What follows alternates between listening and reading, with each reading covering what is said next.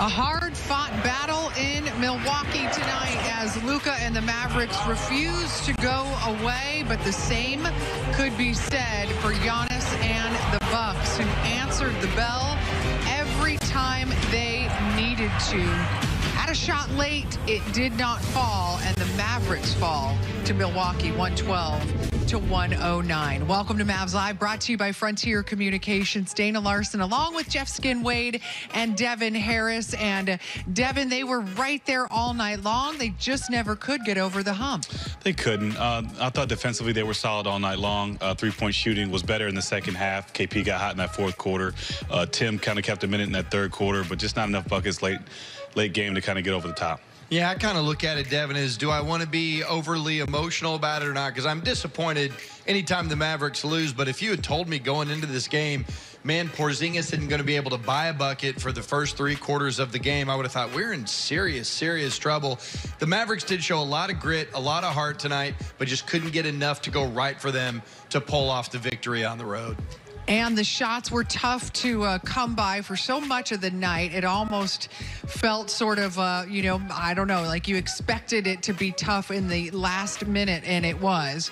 There were some chances here, Devin. Let's go through the final possession and take a look at what you saw unfolding here. I'm going to try to get Luka in a situation with a smaller guy. They trap Luka. Trey gets a good look at the top, misses it. Willie Cauley-Stein gets the rebound here, is kind of searching for guys. What I would have liked to see in this possession is Luka get another touch. They did a good job of denying him. Porzingis takes a tough shot, which he's been sitting on the bench for quite a while. That's a tall task for him to ask about making a shot like that in the fourth quarter. Great point, and exactly, KP had been sitting there and finally did get hot, but couldn't get that one to fall. They didn't look like they had their rhythm at that point, Skin, and we were just looking for a miracle. Yeah, you were. And again, I don't want to be overly critical. I mean, I think on a game like this, we were talking before we started Mavs Live, both teams are under 50% from the free throw line. This wasn't a game that had a tremendous amount of rhythm all the way through it. There were stretches where certain guys would get, there was like a Tim Hardaway Jr. stretch, and then beginning of the fourth quarter, there was a Porzingis stretch, and then, of course, Luka was Luka all night long, but there really needed to be something special happening tonight to get them over the hump. Again, I'm very, very pleased with the effort and the intensity and the fight, because it could have been one of those games where there's just, a little bit of, I don't want to say give up, but there's just not as much determination as on your typical Mav night. But they fought like heck all night long. So in that regard, kudos to them. They just couldn't get it done. Marquee matchup, Devin, we can look at, of course, that was going to be the 2-time reigning MVP, Giannis, and the man who's looking to take that title from him this year or soon thereafter. And you see the numbers certainly good on both sides, and had really impressive moments along the way. Giannis with what he was doing, fast breaking in that first half, what he does at the rim, maybe marred a little bit though with by what happened at the free throw line. Yeah, both guys had tremendous stats, played like MVP type candidates, but his struggles at the free throw line are well documented, but doesn't take away from his impact on the game and his confidence level. Be able to shoot a 3 and hit that late fourth quarter to put them up 1. You don't expect that to happen. That's the mark of a really great player, Devin. When he has 31 and 9, you go, man, we did a great job on the Greek Freak tonight. But all those missed free throws, there's some incredible players in this league, but I don't know who in the league is better in the open court with a dribble than Giannis, because it's like 2 steps and he's there, and he can change directions, and big guys can't get their bearing. He's such a unique player, but man, if he doesn't get that free throw thing worked out, it is in a lot of ways sort of Shaq-like, right? He was taking step-back threes because he didn't want to get fouled at the end of the game. It definitely, changes the dynamic of their team, late game, when he can't be, depended on to kind of attack the rim and do what he kind of do, Interesting, guys. We've had these post-game shooting sessions on our air. A while back, it was Luka, and he got things fixed in a hurry. This is live with Giannis at the free throw line right after the game.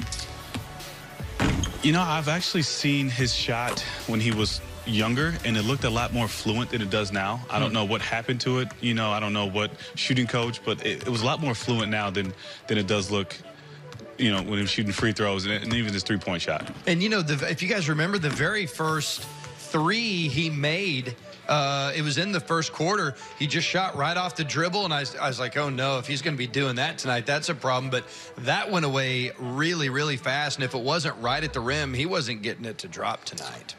48% is what the Bucks shot at the free throw line. The Mavericks, well, you know, not great either. 46%. Oh. Hard to believe, right? First time in 6 years in the NBA that both teams have shot under 50% at the line. And those are such killers in close games, Devin. It is. You would like to see the Mavs shoot a better percentage, especially in a close game like this. You can make up some points, especially the way they attacked the rim. I thought they did a great job in the second half of really getting points in the paint. But they kind of let some points out there, you know, with the missed free throws. Let's look closer at Luka's night, and it wasn't going to be easy because with a guy like Jrue Holiday, whose sole purpose was to make life difficult for him tonight, and that is a terrific. He knows, you know, to take what the defense gives him if he's got a shot. He's just, you know, like you said, he's an incredible shot maker, but he's an incredible playmaker. He can get the ball to Giannis or Chris or, Giannis or Brooke, whoever it is that maybe he's in the two-man game with him. So, you know, he's just a great finisher. Eric, name? We talked at length before the game about how to defend Luka Doncic. Just what do you think of the job that you guys did on him tonight, and I guess throwing different looks at him and trying to, you know, keep it fresh? Yeah, you know, I mean, I think he's got 24 and 12, 13 and 9 or something like that. But, you know, it felt like we did you know, I think a job that is way more positive. I thought we made him, you know, threw different looks at him. Felt like he was a little bit uncomfortable at times. You know, he wasn't able to get the three ball going tonight, which sometimes it's just, you know, one of those nights. But I thought the defense overall, you know, Jrue had him, you know, almost the whole night. Was really, really good. And then I guess just what did you see from Giannis at the line tonight?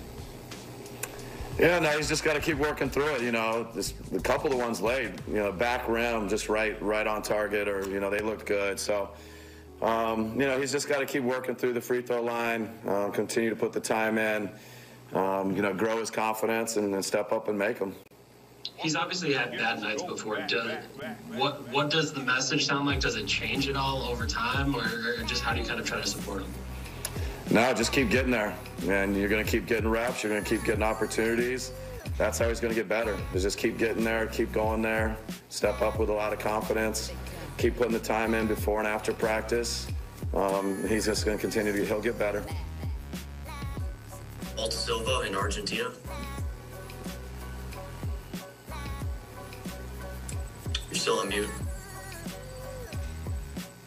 Hello, Coach. Yes, hello. From Argentina, thank you. Milwaukee will have been stuck throughout the game. What do you think that was the key factors of this victory?